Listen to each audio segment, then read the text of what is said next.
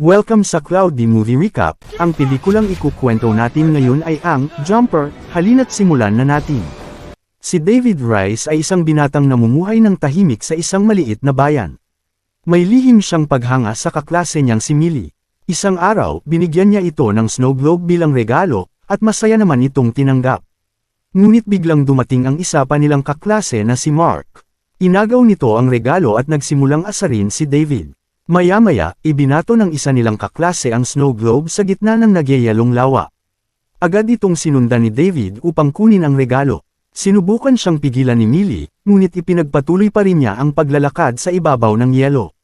Nang marating niya ang snow globe, biglang nabasag ang yelo at nahulog siya sa nagyayalong tubig.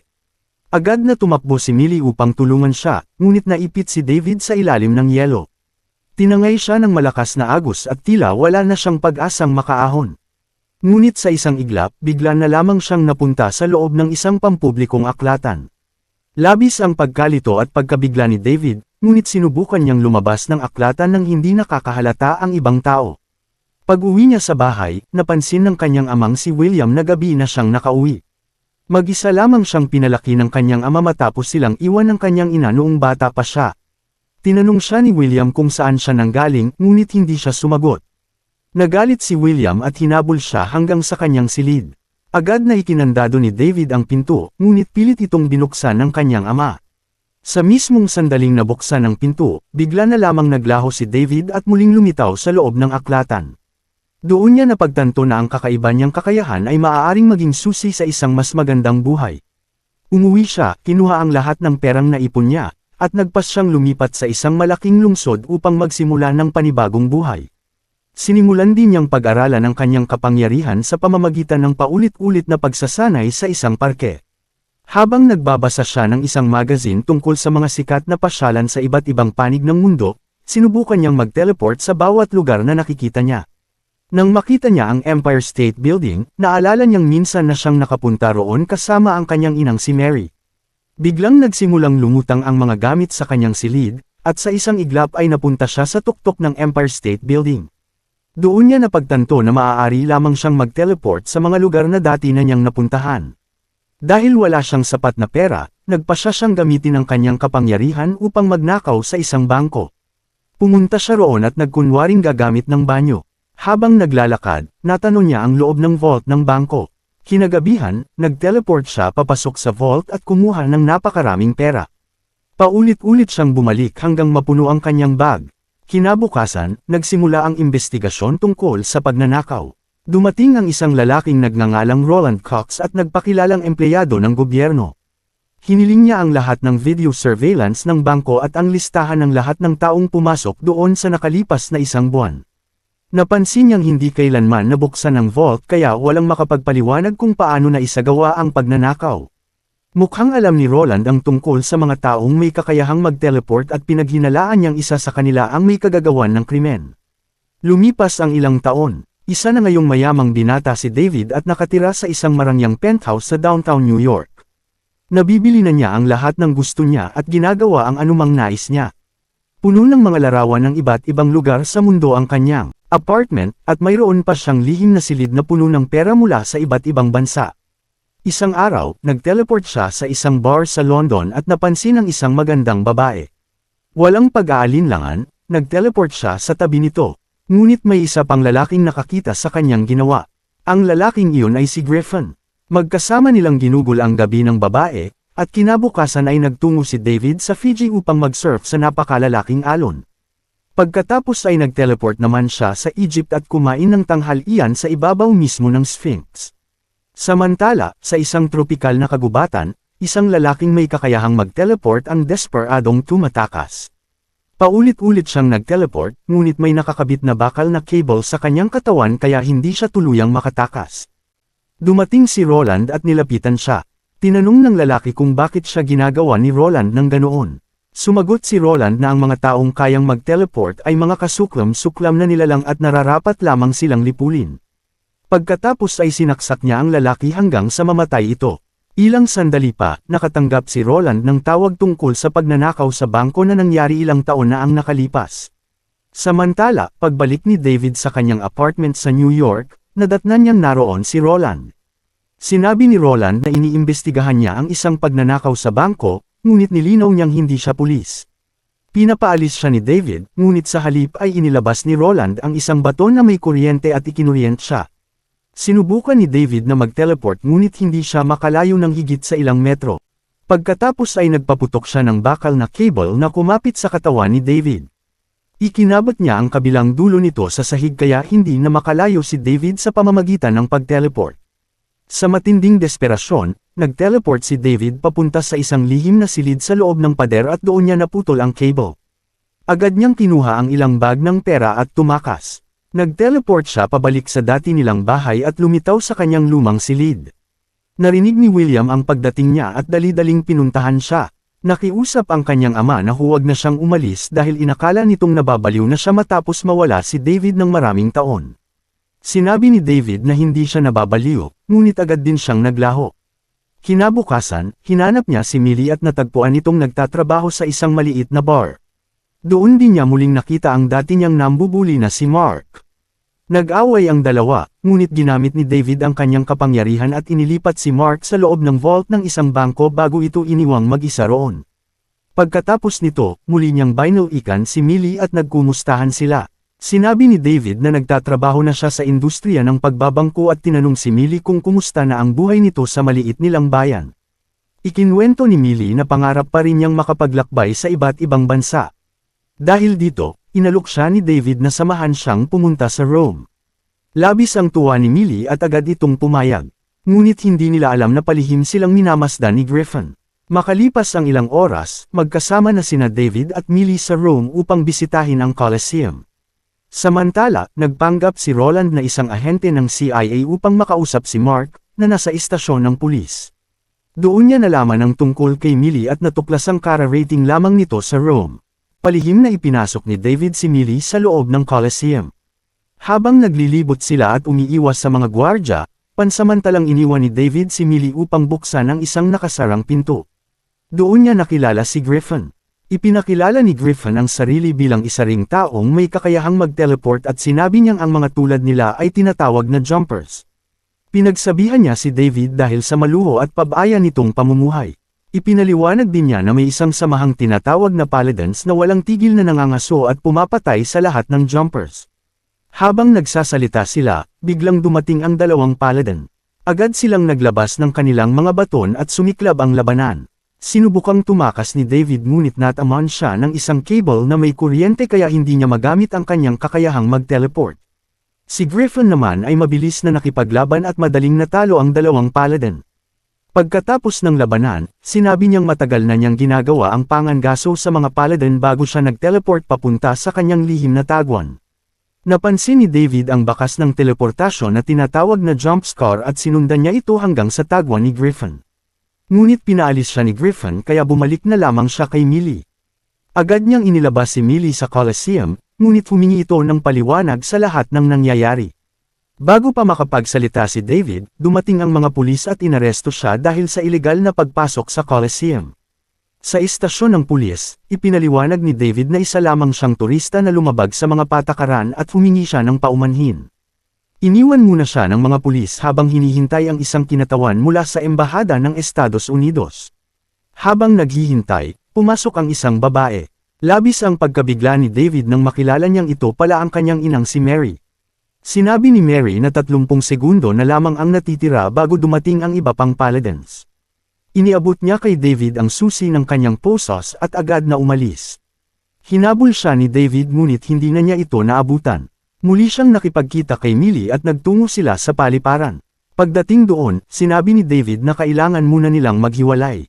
Nalungkot si Millie ngunit sumakay pa rin siya sa kanyang eroplano. Samantala, nagtungo si Roland sa bahay ni William at nagpakilalang empleyado ng IRS.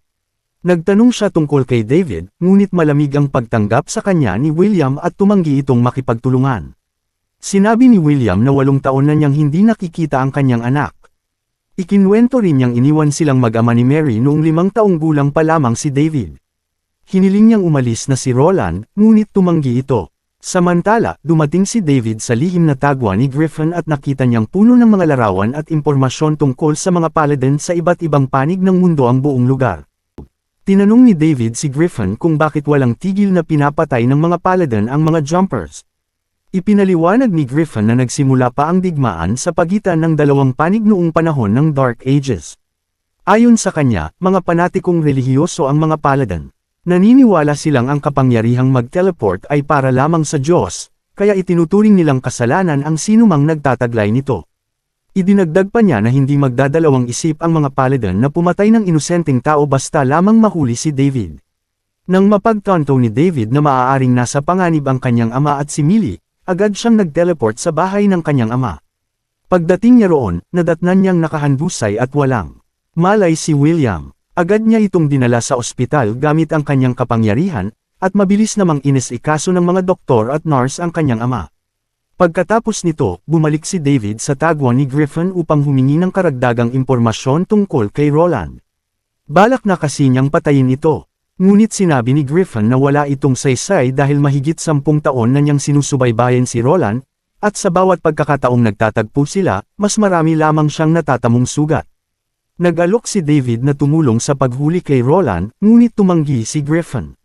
Maya-maya ay nag-teleport si Griffin papuntang China, ngunit sinundan pa rin siya ni David at patuloy na nakiusap na isama siya.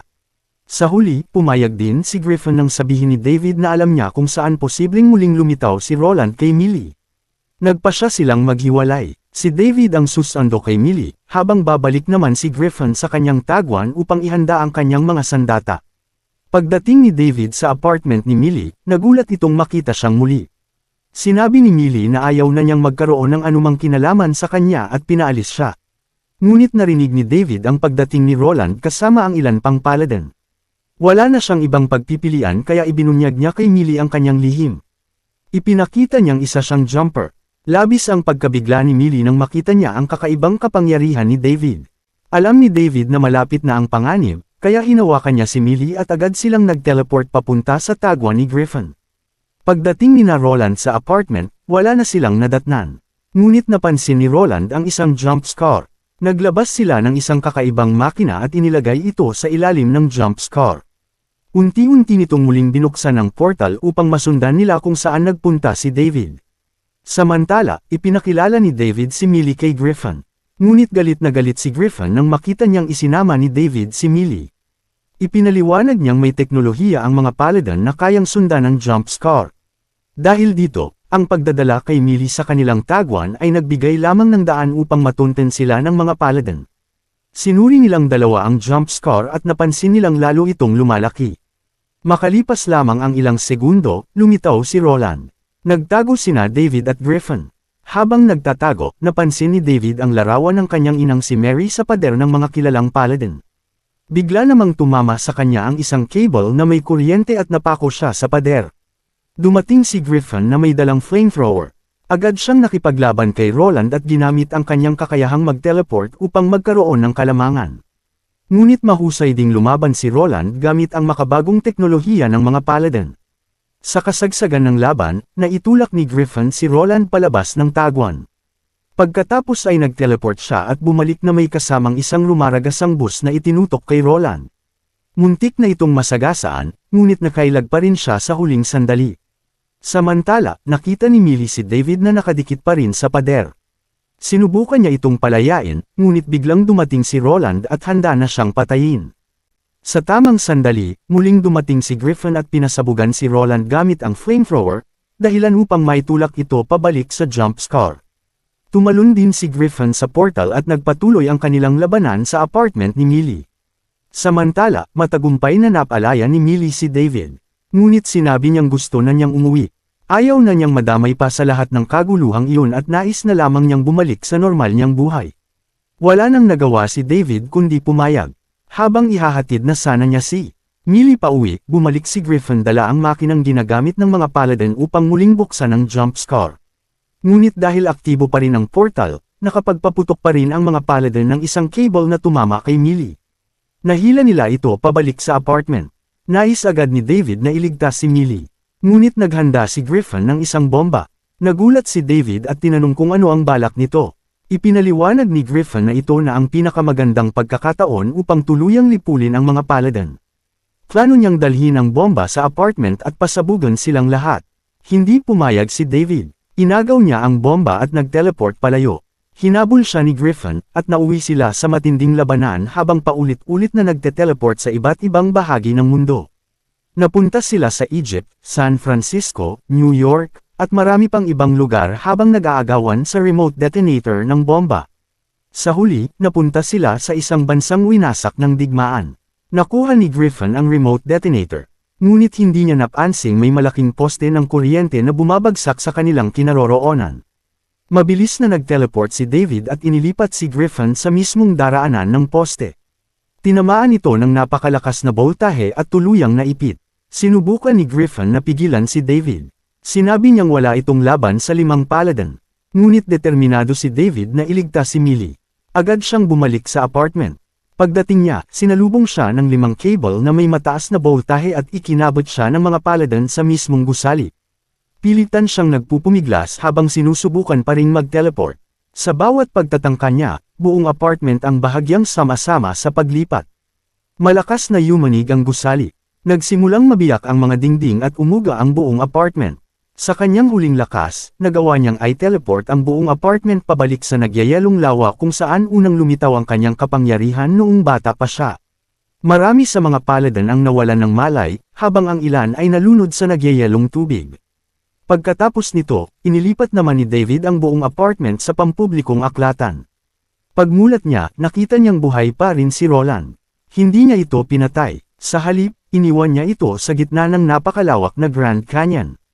Lumipas ang ilang panahon. Hinanap ni David ang kanyang inang si Mary. Pagdating niya sa bahay nito, isang batang babae ang nagbukas ng pinto. Sa wakas ay nagkaroon ng pagkakataong mag-usap sina David at Mary. Ipinaliwanag ni Mary na isa rin pala siyang paladin. Nang unang mag-teleport si David noong 5 taong gulang pa lamang siya, napilitan siyang iwan ang kanyang anak upang maprotektahan ito laban sa iba pang paladin. Ngayong muli silang nagkita, tinanong ni David kung ano ang mangyayari sa kanila. Sumagot si Mary na bibigyan niya siya ng pagkakataong makatakas. Matapos ang kanilang pag-uusap, bumalik si David kay Millie na naghihintay sa kanya sa labas. Magkahawak kamay silang nagngitian bago sabay na nag-teleport patungo sa kanilang bagong buhay.